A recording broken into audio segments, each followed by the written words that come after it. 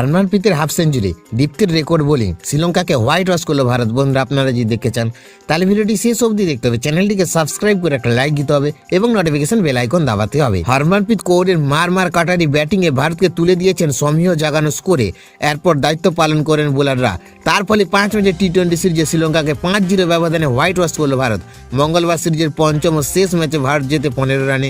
176 রানের লক্ষ্য তাড়া করতে নেমে শ্রীলঙ্কা থামে 160 রানে 7 উইকেটে হারিয়ে। চোটের কারণে আগে সিরিজ থেকে ছিটকে গিয়েছিল জেইমিমার রড্রিগেজ।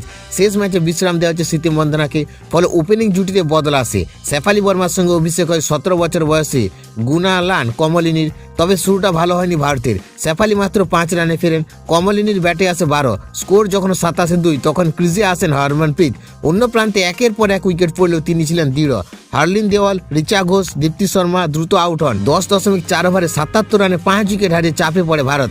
সেখান থেকে ম্যাচের রাশ ধরে হারমানপ্রীত কৌর 35 বলে পূরণ করেন টি-20 ক্যারিয়ারের 15তম অর্ধশত রান। শেষ পর্যন্ত 43 বলে 68 রান করেন তিনি। স্ট্রাইক রেট ছিল 158-এর বেশি। আমনজোত করের সঙ্গে 6ষ্ঠ উইকেটে গুরুত্বপূর্ণ জুটি করে। শেষে অরুন্ধতী রেড্ডির ঝোড়ো ব্যাটিংয়ে 7 উইকেট 175 রানে পৌঁছে ভারত। জবাবে শ্রীলঙ্কার শুরুটা ছিল দুর্বল। দ্রুত আউট হন ক্যাপ্টেন চামিরানা আতাপাতু। দীপ্তি শর্মা একটি উইকেট নিয়ে মহিলাদের টি-20তে সর্বোচ্চ উইকেট শিকারী হন। ইমেশ দুলালি, হাসিনে পেরেরা শেষ পর্যন্ত প্রত্যেক ভারতীয় বোলার উইকেট নিয়ে জয় নিশ্চিত করেন।